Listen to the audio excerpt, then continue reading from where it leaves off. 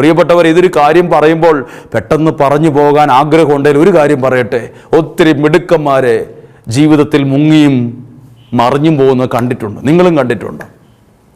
അയ്യോ, എന്തോ ഒരു മിടുക്കന്മാരായിരുന്നു, എന്തോ ഒരു കൈകാര്യം ചെയ്യാൻ, സാമ്പത്തികം കൈകാര്യം ചെയ്യാൻ, ബിസിനസ് നടത്താൻ, റിയൽ എസ്റ്റേറ്റ് നടത്താൻ എന്തുമാത്രം കഴിവായിരുന്നു.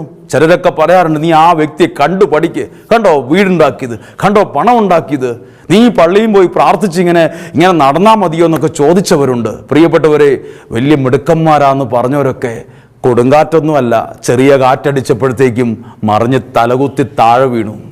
പലരുടെ ജീവിതവും ആ കാറ്റിലും വെള്ളത്തിലും മുങ്ങിപ്പോയി. ഒറ്റ കാരണം, ആ മുങ്ങിപ്പോകാൻ കാരണം അവർക്ക് പണം ഉണ്ടാക്കാൻ അറിയായിരുന്നു. ജീവിതത്തിൻ്റെ അമരത്ത് അവരുടെ ദൈവമില്ലായിരുന്നു. ജീവിതത്തിൻ്റെ അമരത്ത് ഒരു കർത്താവില്ലായിരുന്നു. ആർഭാടങ്ങളും ആഘോഷങ്ങളുടെയും നടുവിൽ പലരുടെയും ജീവിതത്തിന് നടുക്ക് ദൈവമില്ലാതായി പോകും. ഇത് മറക്കരുത്, ആരായിക്കൊള്ളട്ടെ. ക്ഷണികമായ ജീവിതത്തിലൂടെ ഈ ക്ഷണിക ജീവിതം ജീവിക്കുന്ന ഓരോരുത്തരും കേട്ടെ, ജീവിതത്തിൻ്റെ അമരത്തൊരു കർത്താവ് വേണം. എല്ലാ കാറ്റിനെയും നിയന്ത്രിക്കാൻ നിനക്ക് പറ്റില്ല. എല്ലാ തിരമാലകളെയും നിന്റെ ശക്തി കണ്ട് നോക്കിയാൽ നിന്റെ കയ്യിൽ പിടിയിൽ ഒതുങ്ങത്തില്ല. നീ പറയും, ഞാൻ അതൊക്കെ ചെയ്തിട്ടുണ്ട്, ഇത് ചെയ്തിട്ടുണ്ട്. എല്ലാ കാറ്റിനെയും ശാസിക്കാൻ നിനക്ക് പറ്റില്ല. നിനക്ക് പറ്റാത്തത് ദൈവം നിനക്ക് വേണ്ടി ചെയ്തു തരും. അതാണ് ദൈവം കൂടെയുള്ളതിൻ്റെ ഗുണം. ദൈവം കൂടെയുള്ളതിൻ്റെ ഗുണം അതാണ്. എഴുന്നേറ്റു, എന്നിട്ട് എന്തു ചെയ്തു എന്ന് എഴുതിയിട്ടുണ്ട്. കാറ്റിനെ ശാസിച്ചുകൊണ്ട് കടലിനോട് പറഞ്ഞു, അടങ്ങുക, ശാന്തമാകുക. എല്ലാം ശാന്തമായി. ദൈവം ഇടപെടുമ്പോൾ ഉണ്ടല്ലോ, അവിടെ ഉണ്ടാകുന്ന ഒരെണ്ണമാണ് സമാധാനവും സ്വസ്ഥതയും ശാന്തതയും. ഏത് കലങ്ങി മറിഞ്ഞ് നിൽക്കുന്ന സാഹചര്യമാകട്ടെ, ദൈവം നിനക്ക് വേണ്ടി എഴുന്നേൽക്കുമ്പം അവിടെ ശാന്തതയുണ്ടാകും, സമാധാനമുണ്ടാകും, സ്വസ്ഥതയുണ്ടാകും. നമുക്കറിയില്ലേ, എത്രയോ കുടുംബങ്ങളാണ് ഇന്ന് ആകെ അസ്വസ്ഥമായിട്ടുള്ളത്. നിങ്ങൾക്കൊരു സമാധാനം ആവശ്യമാണോ? നിങ്ങൾക്ക് സ്വസ്ഥത ആവശ്യമാണോ? നിങ്ങളുടെ കുടുംബങ്ങൾ കുറച്ചുകൂടെ സന്തോഷത്തിൽ പോകണം നിങ്ങൾ ആഗ്രഹിക്കുന്നോ? നിങ്ങളുടെ കുടുംബത്തിൽ ജീവിതത്തിൻ്റെ നടുക്ക് അമരത്ത് കർത്താവ് ഉണ്ടായിരിക്കണം. ദൈവം കൂടെ ഉണ്ടെങ്കിൽ ഒരു പ്രതിസന്ധിക്ക് നിന്നെ തോൽപ്പിക്കാൻ കഴിയില്ല. അതാ മറിയത്തോട് പറഞ്ഞത്, കർത്താവ് നിന്നോട് കൂടെ. നീ ഭയപ്പെടുകയൊന്നും വേണ്ട, നീ പേടിക്കുകയൊന്നും വേണ്ട, ദൈവം നിൻ്റെ കൂടെ ഉണ്ട്. ഞാനിങ്ങനെ ഈ ബൈബിൾ വായിച്ചപ്പോൾ കുറച്ച് കാര്യങ്ങൾ കണ്ടു. ദൈവം കൂടെയുള്ളവന് എല്ലാം അനുകൂലമായി വരും. അതൊരു പ്രത്യേകതയാണ്. നമ്മൾ വിചാരിക്കും ഇവൻ അവിടെ നിന്നൊന്നും കയറിപ്പോകില്ല, രക്ഷപ്പെടില്ല എന്ന് നമ്മൾ ചിന്തിക്കും. ദൈവം കൂടെയുള്ളവന് ദൈവം അവനെ രക്ഷിക്കാൻ ദൈവം തന്നെ ഒരു വഴി ഉണ്ടാക്കും. ഒരു വഴിയില്ല, പക്ഷെ ദൈവം അവിടെ വഴി ഉണ്ടാക്കും. അവിടെ ദൈവം അവന് വേണ്ടി ഒരു വഴി ഉണ്ടാക്കും. അത് സത്യമാണ്, അത് സത്യമാണ്. പ്രിയപ്പെട്ടവരെ, ദൈവം കൂടെയുള്ള ഒരനുഭവം എൻ്റെ ജീവിതത്തിലുമുണ്ട്. പല സാഹചര്യങ്ങളിലും ഞാൻ പെട്ടുപോയി എന്ന് വിചാരിച്ച സാഹചര്യമുണ്ട്. എനിക്കതിൽ നിന്ന് കരകയറാൻ പറ്റില്ല എന്ന് എൻ്റെ മനസ്സും ബുദ്ധിയും എന്നോട് പറഞ്ഞ സമയമുണ്ട്.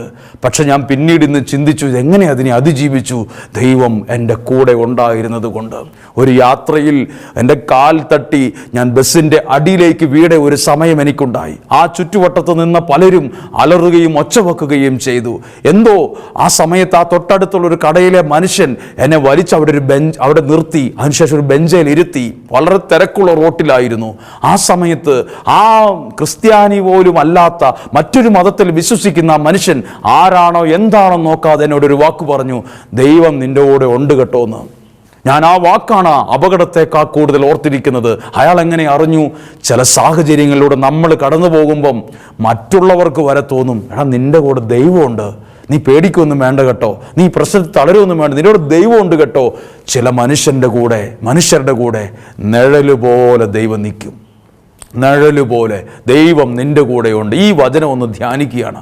ഒരിക്കൽ കൂടി പറഞ്ഞ് അവസാനിപ്പിക്കട്ടെ. ഈ വിമല ഹൃദയ പ്രതിഷ്ഠയുടെ 9ാമത്തെ ദിവസം നിങ്ങളോട് പറയുന്ന വാക്കാണ്, ദൈവം കൂടെയുണ്ട്. കൊടുങ്കാറ്റ് ആഞ്ഞടിക്കുന്നുണ്ടോ? കൊടുങ്കാറ്റിൻ്റെ സ്ഥാനത്ത് പലതുമാകും. അത് വന്ന് അടിക്കും, ആഞ്ഞടിക്കും നമ്മളെ, വീടിനെ, കുടുംബജീവിതത്തെ, സ്വസ്ഥത ആഞ്ഞടിക്കും. അതിൻ്റെ ആഗ്രഹം തകർന്നു കാണണമെന്നാണ്.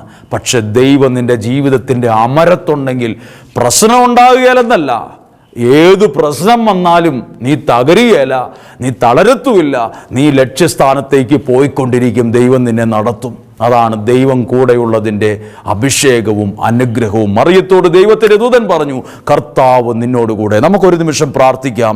ഇന്ന് കേട്ട ഈ വചനം നിങ്ങൾക്കൊരു അനുഭവമായി മാറട്ടെ. ദൈവം എൻ്റെ കൂടെ ഉണ്ട്. ഒന്ന് മനസ്സിൽ പറ, ഒന്ന് പ്രാർത്ഥനയിൽ പറ, ഒന്ന് ഹൃദയത്തോട് ചേർത്ത് പിടിച്ചിട്ട് പറ. നിങ്ങളുടെ കുടുംബം ഒരു കൂട്ടായ്മയായി ആരാധനയിലേക്ക് പ്രവേശിക്കുന്നതിനും ഒന്ന് പറ, ദൈവം നമ്മുടെ കൂടെ ഉണ്ട്. ഈ പ്രശ്നങ്ങളും കടബാധ്യതയും രോഗവും ഉള്ളപ്പം നമ്മളുടെ കൂടെ ആരും ഇല്ലായിരുന്നല്ലോ. ഒരു 10 രൂപ ചോദിച്ചിട്ട് എത്രയോ പേരുടെ മുമ്പിൽ നമ്മൾ കൈ നീട്ടി, ആരും തന്നില്ലല്ലോ. എന്നിട്ട് നമ്മൾ തകർന്നു പോയോ? എന്നിട്ട് നമ്മൾ പരാജയപ്പെട്ടു പോയോ? എങ്ങനെ ഞങ്ങൾ അതിജീവിച്ചു? ദൈവം നമ്മുടെ കൂടെ ഉണ്ടായിരുന്നു. ദൈവം നിങ്ങളുടെ കൂടെയുണ്ട്. ഓരോരുത്തരുടെയും പേര് വിളിച്ച് എനിക്ക് പറയാൻ ആഗ്രഹമുണ്ട്, ദൈവം നിന്റെ കൂടെയുണ്ട്. ആഞ്ഞടിക്കുന്നത് കൊടുങ്കാറ്റോ, ആഞ്ഞടിക്കുന്നത് തിരമാലയോ, ആഞ്ഞടിക്കുന്നത് എന്തുമായി കൊള്ളട്ടെ, ഈ കാറ്റിന് നിന്നെ ഒന്നും ചെയ്യാൻ പറ്റില്ല. ഈ കൊടുങ്കാറ്റിന് നിന്നെ ഒന്നും ചെയ്യാൻ പറ്റില്ല. ചിലപ്പോൾ പേടിപ്പിക്കാൻ പറ്റിയെന്നിരിക്കും, ചിലപ്പോൾ ഒന്ന് ഭയപ്പെടുത്താൻ പറ്റിയതിരിക്കും. പക്ഷെ നിന്റെ ജീവിതം മറിഞ്ഞു പോകത്തില്ല കേട്ടോ. നിന്റെ ജീവിതം മറിയത്തില്ല കേട്ടോ. ഈ വെള്ളത്തിൽ നീ മുങ്ങി താഴത്തില്ല കേട്ടോ. കാരണം നിന്റെ വിദ്യാഭ്യാസ യോഗ്യത കൊണ്ടല്ല ഇത് പറയുന്നത്. നിന്റെ കയ്യിൽ കുറെ പഠിച്ചതൊരു സർട്ടിഫിക്കറ്റ് ഇരിക്കുന്നുണ്ടോ, നീ ചെയ്യുന്ന പദവിയോ മേടിക്കുന്ന ശമ്പളത്തിന്റെ ബലത്തിലല്ല പറയുന്നത്.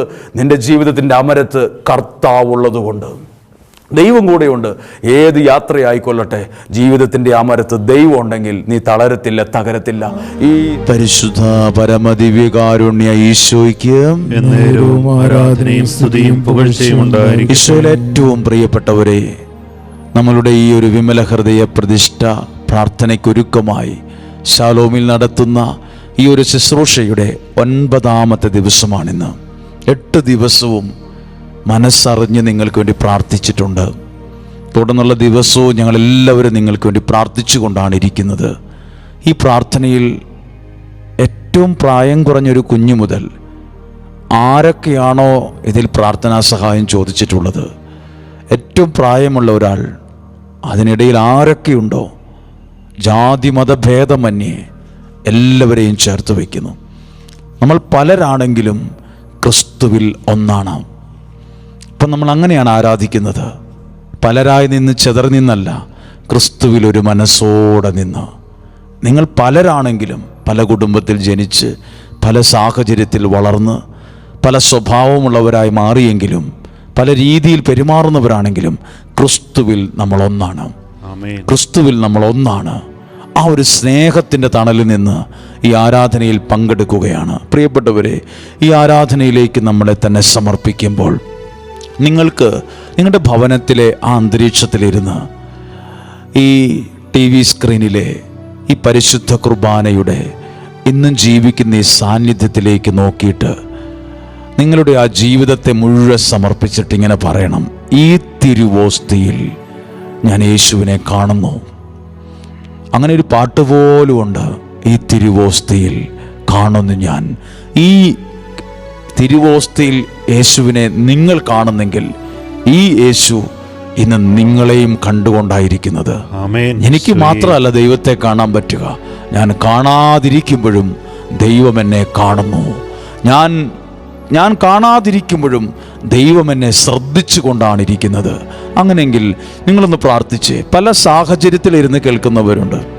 ഒരുപക്ഷെ വർഷങ്ങളായി ചില രോഗത്തിൻ്റെ വിഷമമൊക്കെ സഹിച്ച് ഈ വചനം ഇങ്ങനെ ശുശ്രൂഷ കൂടുന്നവരുണ്ട്. വീൽ ചെയറിൽ ഇരുന്ന് ഈ ശുശ്രൂഷ പങ്കെടുക്കുന്നവരുണ്ട്. രോഗത്തിൻ്റെ ഭാഗമായി തളർന്ന മനസ്സും ശരീരവുമുള്ളവർ ഈ വചനം കേൾക്കുന്ന ഈ ആരാധനയിൽ പങ്കെടുക്കുന്നുണ്ട്. ഒന്ന് വിശ്വാസത്തോടെ പറഞ്ഞ്, ഈ തിരുവോസ്തിയിൽ കാണുന്നു ഞാൻ. ചേർന്ന് പാടുകയാണ്. ഈ തിരുവോസ്തിയിൽ കാണുന്നു ഞാൻ ഈശോയെ നിന്ദിരുവം ആരാധന നാഥ ആരാധന. ഒരിക്കൽ കൂടി നമ്മൾ